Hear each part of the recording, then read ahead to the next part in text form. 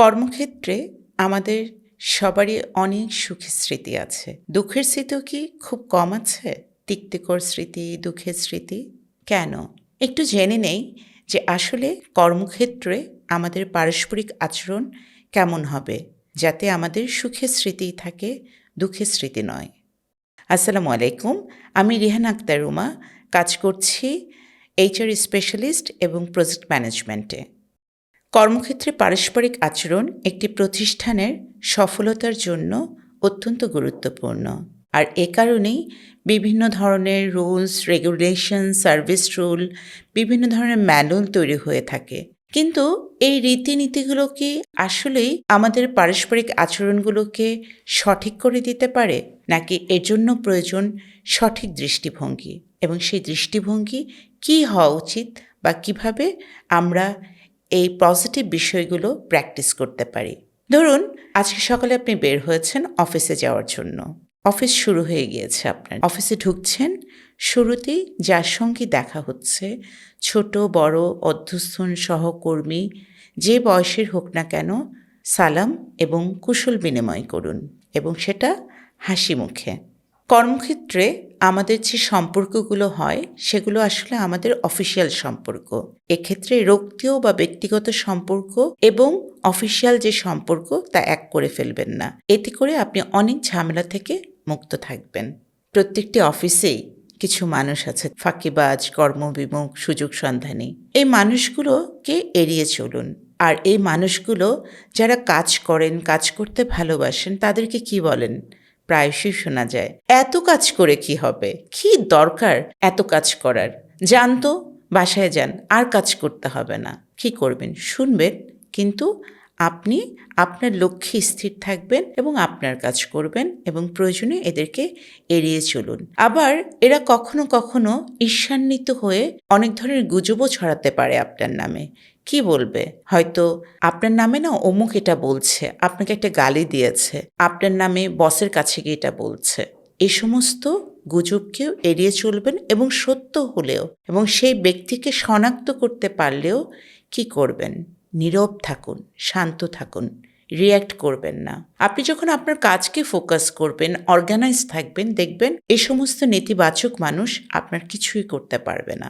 Recently Stanford research ইনস্টিটিউটের একটা গবেষণায় বলছে যে 85% সফলতা নির্ভর করে মানুষের সোশ্যাল স্কিলের উপরে, আর 15% হচ্ছে আমাদের ডিগ্রির উপরে। কিন্তু খেয়াল করে দেখুন, আমরা আমাদের এই 15% জন্য আমরা বছরের পর বছর ব্যয় করি, কিন্তু যে 85% আমাদের সোশ্যাল স্কিল, সঠিক মানুষ নির্বাচন করার উপরে নির্ভর করে, তার জন্য আমরা 1 মিনিটও ব্যয় করি না।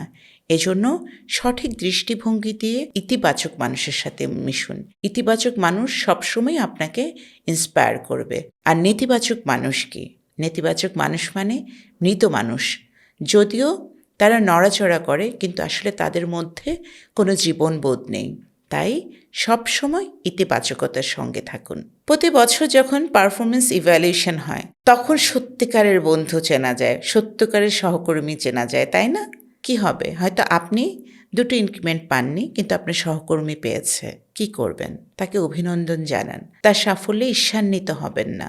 মনে রাখতে হবে, সব সময়ই প্রতিযোগিতা হবে আমার নিজের সাথে, আর সহযোগিতা অন্যের সাথে। এই মনোভাব নিয়ে, এই দৃষ্টিভঙ্গি নিয়ে এগিয়ে যান, দেখবেন যে আপনার সাফল্যেও কেউ আটকে রাখতে পারছে না। একই প্রতিষ্ঠানে অনেক দিন কাজ করছেন, কোনো সহকর্মীর সাথে আপনার ভালো সম্পর্ক হতেই পারে, কিন্তু যতই ভালো সম্পর্ক থাকুক, তার রুমে প্রবেশের পূর্বে অনুমতি নিন, এবং তার ব্যক্তিগত জিনিসপত্র, ড্রয়ার ঘাটাঘাটি করবেন না বা অনুমতি ছাড়া ধরবেন না। এবং সহকর্মী যদি বিপরীত লিঙ্গের হয়ে থাকে, তাহলে তার সঙ্গে সম্মানজনক দূরত্ব বজায় রাখুন। এতে করে আপনিও সম্মানজনক অবস্থানে থাকবেন, এবং অন্যরা আপনাদের সম্পর্ক নিয়ে নেতিবাচক কথা বলতে পারবে না। অফিসের কোনো পার্টি বা বনভোজন থাকলে সেখানে যাওয়ার চেষ্টা করুন। এতে করে সহকর্মীদের সাথে সম্পর্ক ভালো হবে। তবে খেয়াল রাখবেন, পরচর্চা, পরনিন্দা, গীবত এতে জড়িয়ে যাবেন না। আসলে এতে করে আপনার মানসিক শান্তি নষ্ট হবে। যাবেন সেখানে, মজা করবেন, ভালো ভালো কথা বলবেন, আনন্দ করবেন, চলে আসবেন। দুজন সহকর্মী যখন কথা বলছে তখন কথার মাঝখানে এসে কথা শুরু করে দিবেন না। অথবা মিটিংয়ে যখন কেউ কথা বলছে তার কথা শেষ হওয়ার জন্য অপেক্ষা করুন। তার কথা শেষ হওয়ার আগেই কথা বলতে শুরু করবেন না।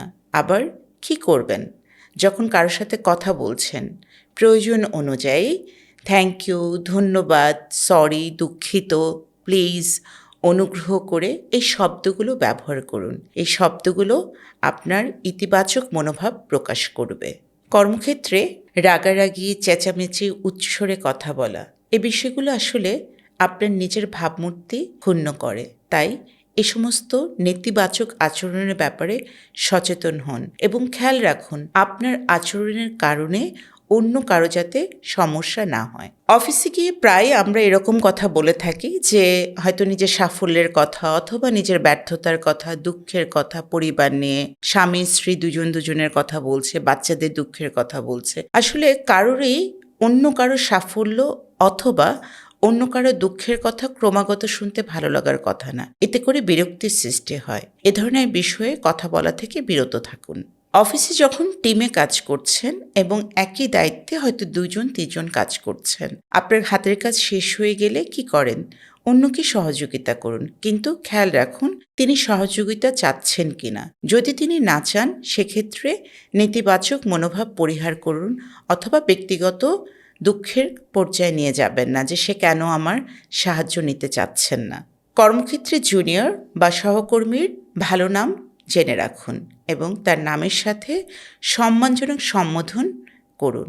এতে করে আপনার সম্মানও বজায় থাকবে। আর খেয়াল রাখতে হবে তার বয়স, পদবি যাই হোক না কেন তার সাথে সম্মানজনক আচরণ করুন, বিনয়ী হন।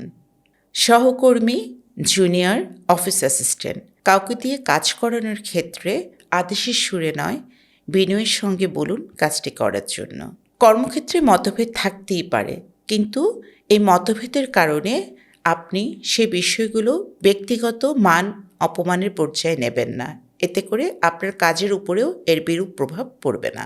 সহকর্মীদের তিনি আপনার জুনিয়র হোক বা আপনার সমপর্যায়ের হোক, যেই হোক না কেন, সে কোনো ভুল করে ফেললে সবার সামনে তিরস্কার করবেন না। তাকে আলাদা করে তারপর তাকে বলুন তার কোথায় ভুল হয়েছে। আসলে সে একই জায়গায় যদি আমরা নিজেদেরকে রাখি, আমাদের কিন্তু ভালো লাগার কথা না পাবলিকলি যখন কেউ আমাদেরকে তিরস্কার করে। এজন্য এই কাজগুলো করা থেকে বিরত থাকুন। কর্মক্ষেত্রে পারস্পরিক আচরণ নিয়ে অনেক কিছুই বলা হলো।